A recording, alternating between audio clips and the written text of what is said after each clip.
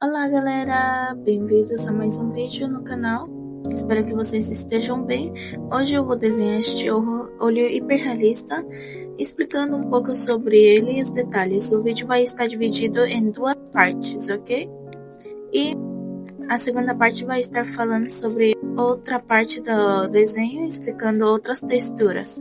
Neste daqui eu vou explicar as coisas mais básicas, ok? Aqui embaixo eu deixei uma lista com os materiais para vocês saberem o que eu estou utilizando. Então, continuemos com o vídeo. Primeiro eu já comecei colocando grafite na parte da pupila, escurecendo ela completamente e depois passando o pincel para que o grafite penetre na folha e fique ainda mais escuro. Agora o que estou fazendo é escurecendo as bordas da íris para dar o sombreamento e esse volume que tem. Deixo as partes mais claras, notórias, para que depois não seja difícil retirar o grafite quando eu esteja já difuminando. Tendo em conta que o grafite é uma técnica muito técnica, você precisa fazer camada por camada porque ela é mais complexa do que outras técnicas. Por isso você tem que focar nos detalhes. No estilo realista, até que é mais fácil, mas agora eu estou ensinando você a fazer um olho hiperrealista. Significa que a gente vai tomar em conta os micro detalhes, os brilhos mais pequenos, as sombras quase imperceptíveis, porque a gente não pode deixar fugir nenhuma dessas alternativas, nem o brilho nem sombra, não podemos deixar passar nada, ok? Então, eu já sombreei aqui, eu passei também o papel para esfuminar um pouco, mas eu não passo muito para evitar que o grafite fique muito claro. Eu passo o pincel para escurecer e esfuminar para que o grafite penetre na folha. Por que eu opto usar o pincel em vez do esfuminho? Porque o pincel faz que o grafite fique mais escuro. Não é como o esfuminho ou o papel higiênico, que quando você esfumina, ele faz manchas bonitas até, mas faz que o grafite fique muito claro. Que significa que não vai ter a intensidade do que com o pincel. Agora eu faço as linhas, marcando mais os detalhes da textura dentro do olho.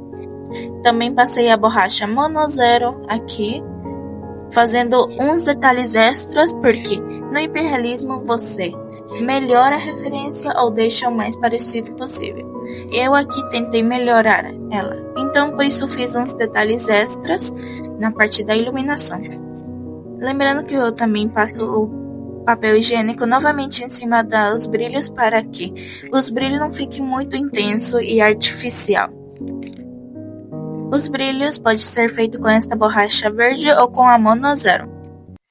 Eu faço linhas retas e outras que são mais ou menos linhas meio tortas para dar esse toque de realidade. Não é perfeito.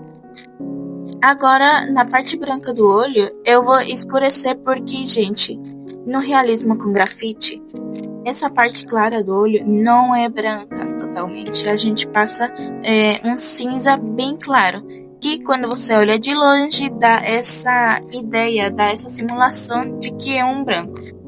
Eu passo esse fuminho e evito que fique muito manchado. Faço das duas partes e depois passo o papel higiênico. Se fica muito manchado, uma mancha indesejada, você já passa uma borracha da Faber-Castell. Eu recomendo usar essa daí, que tem um formato de lápis. Eu uso aqui cor amarela, mas você pode utilizar outra, tirando o excesso de manchas delicadamente. Se você está começando a fazer hiperrealismo, então não esqueça de sempre estar olhando a sua referência para você não fazer algo que seja completamente diferente do que sua referência. Ou você melhora ela, ou você deixa o mais parecido possível. É essas duas opções. Agora eu vou sombrear a lacrimejal. Ela é bem mais escura. Aqui eu estou usando o lápis de grafite 2B. Depois vocês voltam lá na listinha pequena que eu fiz com os materiais que eu utilizei no desenho. E se vocês quiserem acompanhar, podem fazer todo o processo que eu estou fazendo com esses materiais. Agora continua sombreando com grafite a parte clara e a lacrimejal até ficar como eu quero. Porque se eu não gostar, significa que eu não fiz o meu trabalho bem, né? A parte branca eu também coloquei um pouquinho mais de grafite com a numeração B, porque ficou muito manchado e eu não queria que ficasse assim. Então coloquei levemente grafite para dar uma textura a mais de desenho. Também temos que ter cuidado para não ficar muito artificial. Se a gente quer algo realista, não podemos fazer algo que pareça falso. Continuamos sombreando, dando o volume ao nosso desenho. Todas essas informações eu já tinha dado em um vídeo anterior, que era também fazendo o olho, mas aqui eu estou tentando explicar um pouco melhor para vocês entenderem cada processo do desenho. Repetimos o processo de sempre neste olho também, não tem algo novo, assim dizendo. Não esqueça de me seguir em todas as minhas contas das minhas redes sociais com o nome que está aqui embaixo. Assim você poderá saber das novidades, novos desenhos, vídeos e inclusive me falar comigo para eu poder te dar dicas personalizadas. Agora eu estou sombreando novamente a parte em cima da pupila, que somente dá para notar porque o olho está tão perto que você vai ver os detalhes um pouco maiores. Eu tenho que respeitar o sombreamento e a iluminação que está vindo da frente. E como o volume sempre vai ser diferente de luz e sombra, tenho que controlar isso. Vocês vão ver muito que eu estou sombreando, esfumando, apagando, sombreando novamente, penetrando o grafite no papel com o pincel. Isto porque tem que dar um toque no desenho até ficar parecido à referência, ou melhor, como eu já mencionei. Agora eu estou fazendo os cílios, marcando eles, e depois eu vou passar o pincel para depois, quando for fazer a pele, não desaparecer a marca dos cílios. Eu admito que eu exagerei um pouco nos cílios, porém não ficou muito falso. Então, está bem, eu não posso apagar, porque se eu apagar depois ao passar grafite em cima do apagado, a textura vai ficar horrenda e a gente não quer isso, né?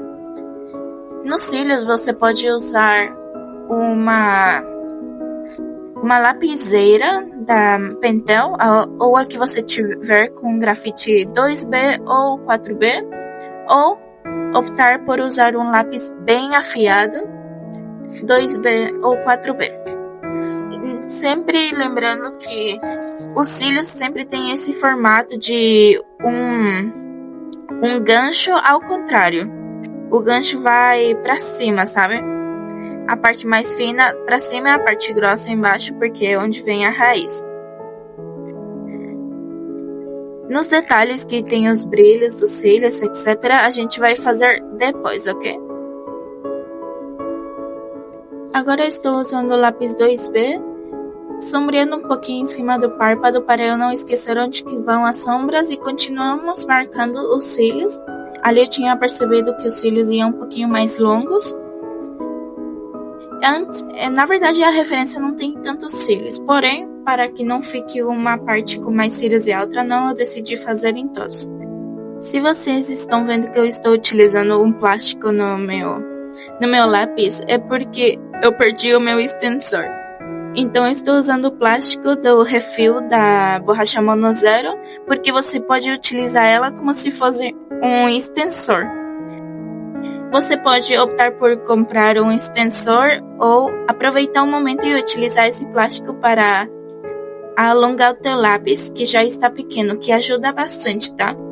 Só que como eu perdi o extensor e não achei, aí eu teve que utilizar isso daqui. Agora eu estou sombreando, dando a primeira camada para a pele, ok? Porque depois, no próximo vídeo, eu vou estar dando uma dica de como fazer a pele nessa parte do párpado e a parte inferior também, onde vai ter uns pouquinho mais de detalhes. A gente faz sombras, onde estão os cílios, Vocês já vão perceber que depois, quando eu esfumar com o papel higiênico, os cílios não vão esclarecer. Por quê? Porque eu já passei o pincel que fez que o grafite dos cílios fique penetrado na folha e seja mais difícil de retirar. Aí eu vou escurecer e escurecer até ficar no tom que eu gosto, para depois ser mais fácil o sombreado. Aqui eu vou estar usando o lápis 4B, porque se você estiver usando muito 2B, dá para escurecer sim, porém é mais rápido você passar uma camada de 2B e depois passar o 4B. Os materiais que eu utilizo no desenho são poucos, as graduações, porém eu estou utilizando muito as borrachas, esfuminhos e pincéis. Eu recomendo você fazer o desenho comigo ou pelo menos fazer uma prática mais simples. Por quê? Porque você pode aprender sim a fazer hiperrealismo ou realismo básico em menos de 2 meses. Eu aprendi o simples em 2 meses e eu aprendi completamente o hiperrealismo em uma etapa de 13 meses e eu digo para você que você também consegue fazer. E aqui chegou o vídeo, pessoal. Não esqueça de deixar seu like, me seguir, comentar o que você precisa melhorar e eu possa te ajudar, ou que outros tipos de vídeos eu posso fazer para melhorar o meu conteúdo. Fique atento às novidades em todas as minhas redes e até a próxima. Beijos!